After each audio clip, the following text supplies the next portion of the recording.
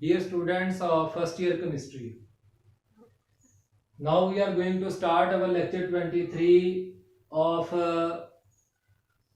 chapter 2.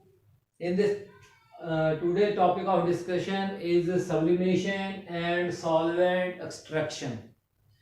First of all, we define actually in this chapter we are studying some experimental techniques used to separate the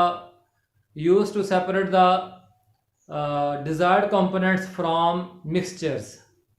तो बेटा जी हमने पहले filtration पढ़ी जो कि इनसॉल्युबल कंपोनेंट्स को सेपरेट करने के लिए थी। फिर क्रिस्टलाइजेशन, दो सॉल्युबल कंपोनेंट्स, एक हमारा डिजायर्ड कंपोनेंट भी सॉल्युबल है और इम्प्योरिटी भी सॉल्युबल है, तो उनको एक दूसरे से सेपरेट कैसे करना है। आज हम पढ़ रहे हैं सब्लिमेशन। तो पहले सब्लिमेशन जो है इसकी डेफिनेशन जरा आप अपनी किताब से पढ़ लें एक दफा। It is a process in which a solid when heated vaporize directly without passing through the liquid phase. Sublimation एक ऐसा प्रोसेस है जिसमें एक सॉलिड को जब गर्म किया जाता है तो वो अपने वेपर्स में डायरेक्टली तब्दील हो जाता है without passing through the liquid phase, liquid physical state में से गुजरे बगैर। आमतौर पर ऐसा होता है कि जब हम किसी सॉलिड को मसलन आप आइस है उसको गर्म करते हैं ना जी, तो पहले वो लिक्विड बनती है, फिर वो लिक्विड से किस में तब्दील होती है, स्टीम में तब्दील होती है। तो आमतौर पर पहले सॉलिड लिक्विड में, फिर लिक्विड से गैसियस स्टेट यानी वेपर स्टेट में जाता है। लेकिन सब्लिमेशन सब्सटेंसेस जो होते हैं, सब्लिमेशन सब्सटेंसेस जिनकी ये एग्जांपल्स आगे किताब में दी गई हैं, ammonium chloride, iodine, naphthalene, benzoic acid, मैंने एक एग्जांपल आपको ड्राई आइस की दे दी है। ये वो सब्सटेंसेस हैं कि इनको आप तो थोड़ा सा भी गर्म करते हैं ना तो ये डायरेक्टली वेपर्स में तब्दील हो जाते हैं। वजह ये है कि इनके सॉलिड स्टेट में जो कॉन्स्टिट्यूएंट पार्टिकल्स हैं, जैसे अमोनियम क्लोराइड में constituent particles cations and anions हैं, आयोडीन में कॉन्स्टिट्यूएंट पार्टिकल्स जो है वो आयोडीन मॉलिक्यूल्स हैं, नैप्थलीन में जो है वो कौन है, वो नैप्थलीन के मॉलिक्यूल्स हैं, बेंजोइक एसिड में इनके दरमियान में वीक अट्रैक्शंस पाई जाती हैं। इस वीक अट्रैक्शंस की वजह से जैसे ही हम इनको गर्म करते हैं वो वीक अट्रैक्शंस जो है वो फौरन ब्रेकअप हो जाती हैं और ये डायरेक्टली किस में तब्दील हो जाते हैं, वो गैसियस स्टेट में तब्दील हो जाते हैं यानी वेपर्स में तब्दील हो जाते हैं। तो बड़ा जी it is a process in which a solid when heated vaporise directly without passing through the liquid phase and these, यहां तक ये डेफिनेशन हो गई। अब एज ए सेपरेशन टेक्निक, ठीक है ना जी, as a principle, as a separation technique, separation technique के तौर पर हम इसको, इस फिनोमिना को जो है वो क्या कर सकते हैं कि सेपरेटिंग टेक्निक भी बना सकते हैं। लेकिन उन सब्सटेंसेस या उन कंपाउंड या उन कंपोनेंट्स के लिए जो सबलाइम करते हों, ठीक है ना जी, और किन से सेपरेट करने के लिए, उन सब्सटेंसेस से जो सबलाइम ना करते हो। मसलन मैं कहता हूं कि मेरे पास कुछ ऐसा हो गया कि अमोनियम क्लोराइड और सोडियम क्लोराइड मिक्सअप हो गए, अमोनियम क्लोराइड और सोडियम क्लोराइड के सॉलिड जो है वो मिक्सअप हो गए हैं। अब मैं उनको सेपरेट करना चाहता हूं तो मेरे लिए बेहतरीन टेक्निक मेरे पास कौन है, सब्लिमेशन। क्या जी, मैं उनके मिक्सचर को एक डिश में रख लूंगा। ये मिसाल के तौर पर जो है वो एक डिश है, इस डिश के अंदर मैंने क्या कर लिया, मिक्सचर को रख लिया है। ये यहां पे कौन है, मिक्सचर। इस मिक्सचर के अंदर दो चीजें मौजूद हैं, एक सब्लिमेशन सब्सटेंस और दूसरा जो है वो नॉन सब्लिमेशन सब्सटेंस। ठीक हो गया ना जी, दो चीजें मिक्स हैं। मैं क्या करता हूं, नीचे इसके जो है ना वो एक और सैंड बाथ, क्या लगा दिया मैंने, सैंड बाथ लगा दिया जिसमें रेत डाल दी है और उसके नीचे इस सारे कोऑपरेटर्स को मैंने एक स्टैंड, ट्राइपॉड स्टैंड जिसे हम कहते हैं उसमें रख दिया और ये नीचे मैंने क्या लगा दिया जी, बर्नर लगा दिया। क्या लगा दिया है, बर्नर, बर्नर। अच्छा जी, तो अब यहां पे ये सैंड को गर्म करेगा, सैंड जो उस मिक्सचर को गर्म करेगा, तो इसके ऊपर जो वेपर्स हैं उनको कलेक्ट करने के लिए, वेपर्स जो है उनको कलेक्ट करने के लिए क्या कर दिया है, हम क्या कर देते हैं, एक अदद फनल, ग्लास फनल, वही फिल्ट्रेशन में जो इस्तेमाल की थी, वही ग्लास फनल को उल्टा करके रख देते हैं। जरा ये मैं ग्लास फनल बराबर बराबर तो बनाऊं ना, इस तरह से। लो जी, तो वो हम रख देंगे। तो बेटा जी, तो वेपर्स ऑफ सब्लिमेशन सब्सटेंसेस को हम दोबारा से कंडेंस करेंगे, condense back to their solid state. बस कूलिंग करनी है, हीट गर्म करने से वो वेपर्स बने हैं, तो ठंडा करेंगे तो दोबारा सॉलिड स्टेट में आ जाएंगे। तो इस तरह से हम उनको सेपरेट कर सकते हैं। तो आए जरा देखें, ये एग्जांपल्स भी मैंने आपको गिना दी हैं। प्रोसीजर हमारा चल रहा था, तो हम क्या करेंगे, इस ग्लास फनल को इन्वर्टेड उल्टा करके, इन्वर्टेड उल्टा करके हमने जो है वो उस मिक्सचर के ऊपर रख देना है, और हर तरफ से cotton wool, water soaked cotton, water soaked cotton, ना सिर्फ फनल का जो स्टेम है वो भी बंद कर देना है, बल्कि दीवारों पे भी चिपका देनी है।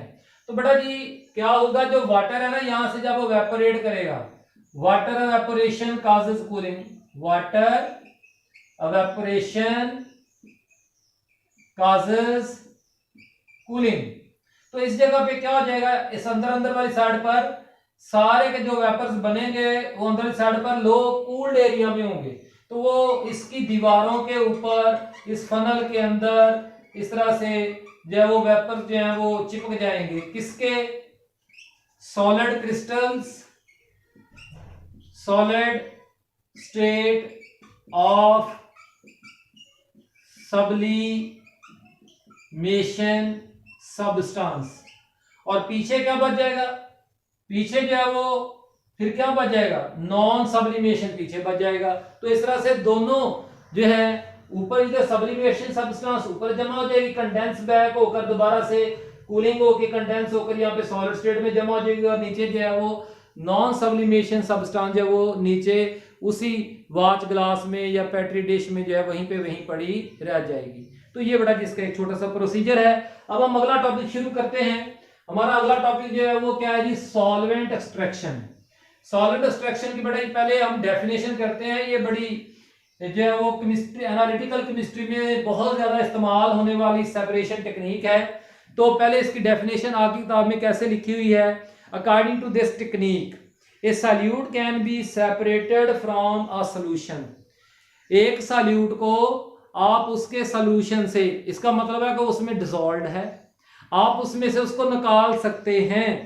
किसके जरिए से, बाय शेकिंग द सॉल्यूशन। उसी सॉल्यूशन को शेक करें विद अ सॉल्वेंट, यहां पे लिखा हुआ ना विद अ सॉल्वेंट। इस विद अ सॉल्वेंट,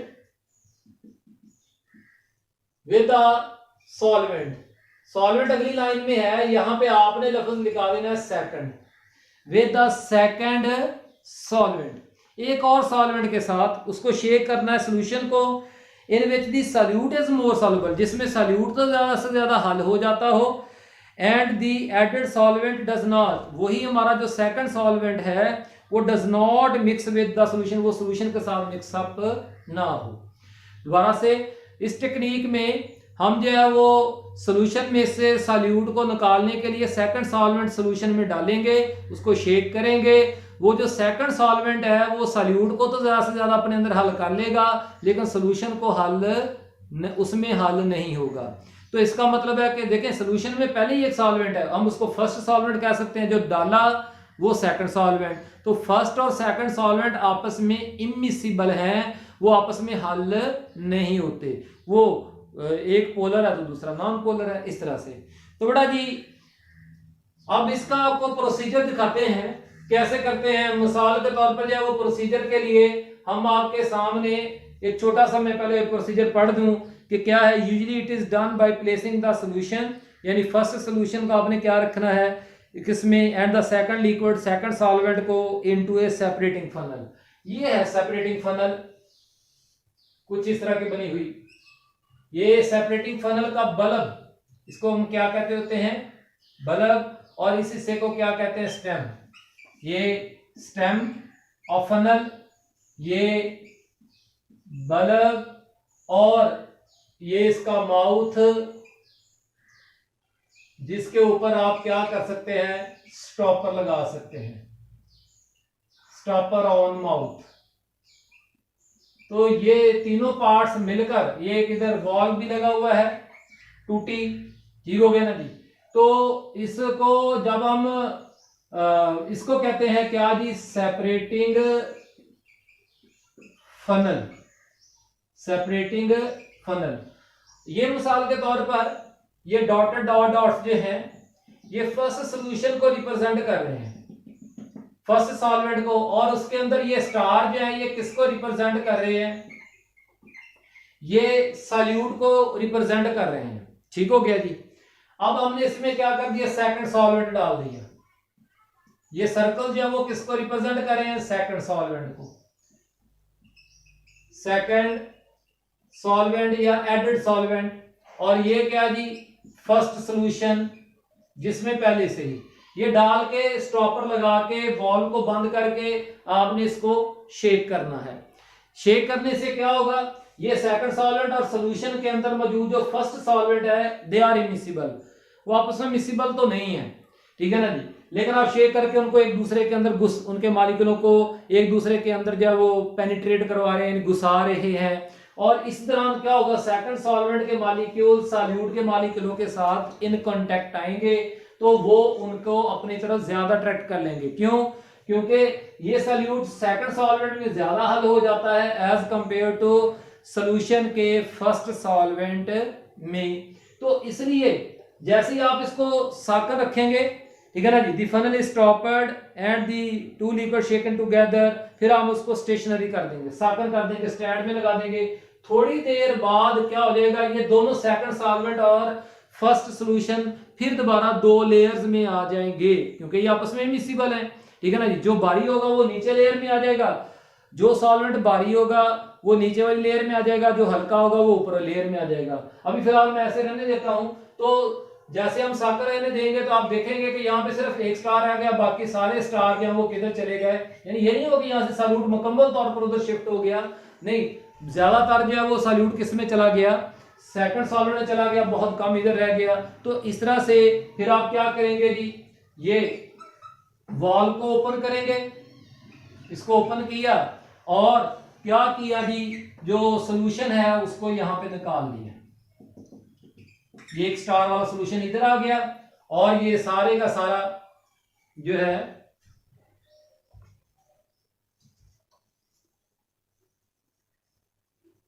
ये वाला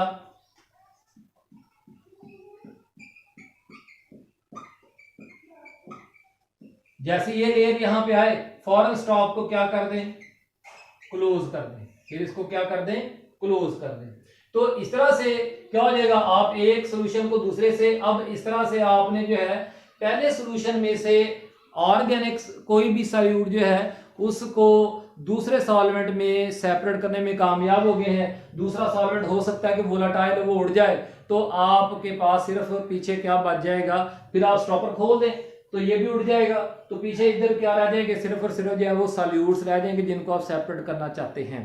तो बेटा जी मोस्ट कॉमन जो सेपरेशन टेक्निक है वो कौन है जी, ईथर एक्सट्रैक्शन। इसकी एक एग्जांपल आपके सामने डिस्कस कर रहे हैं, सॉलिड एक्सट्रैक्शन में ईथर एक्सट्रैक्शन ये मोस्ट कॉमन टेक्निक है, ठीक है ना जी। इसमें हम क्या किया जाता है, ऑर्गेनिक सिंथेसिस। देखें ऑर्गेनिक कंपाउंड किसी केमिकल रिएक्शन से सिंथेसाइज होता है, तो उस केमिकल रिएक्शन में मिसाल के तौर पर जो है वो आपने ए बी मिलाया और उससे C+D बन गया, ठीक है ना जी, और साथ क्या बना जी, वाटर बन गया। ये C आपका ऑर्गेनिक कंपाउंड है, ठीक हो गया ना जी। C क्या है, एक ऑर्गेनिक कंपाउंड है, और D जो है वो एक इनऑर्गेनिक कंपाउंड है। अब ये बनता इसी तरह से ही है।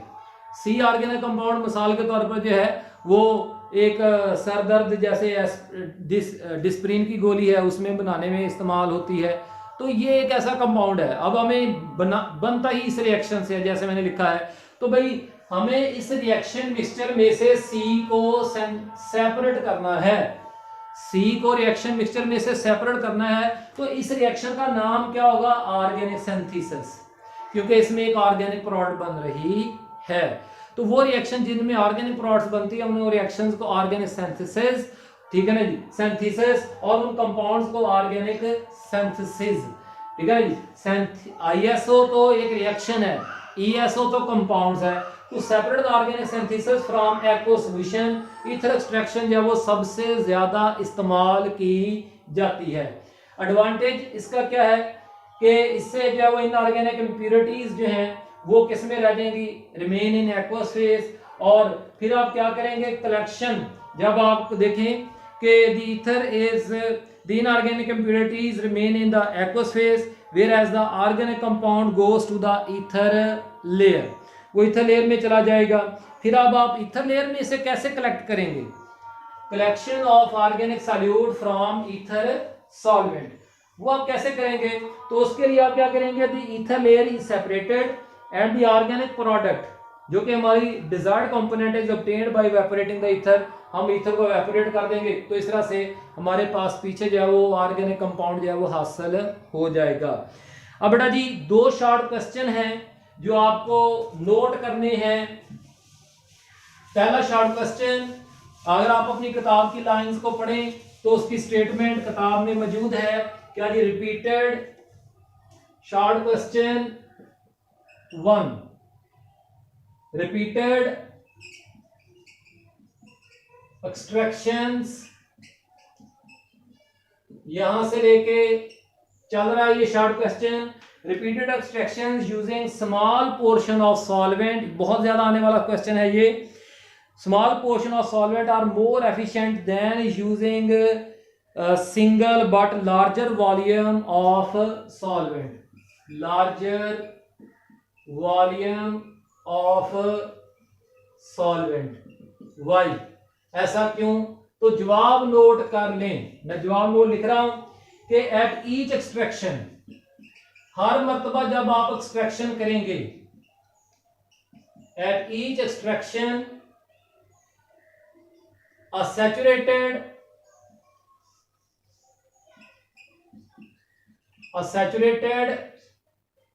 solution of desired solute in added solvent is obtained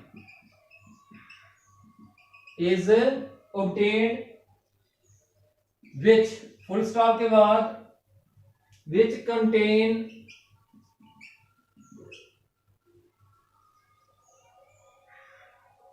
किसकी बात कर रहे हैं, this saturated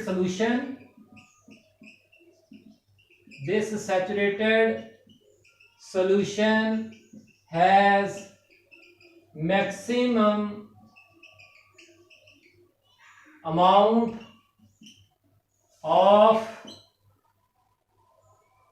solute to be separated, short question number 2, क्या जी, के the technique is ether extraction या सॉल्वेंट एक्सट्रैक्शन is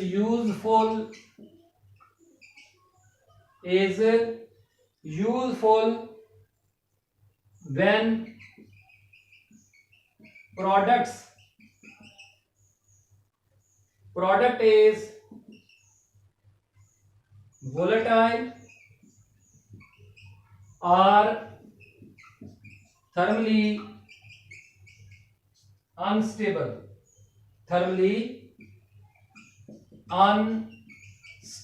तो बेटा जी जवाब इसका कुछ ये है,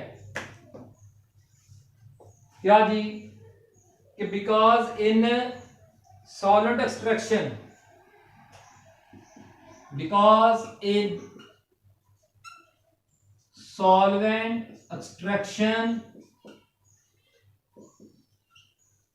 solvent extraction organic compound is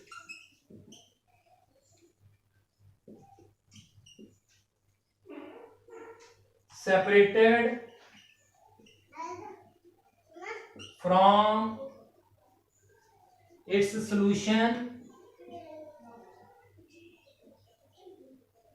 in a closed separating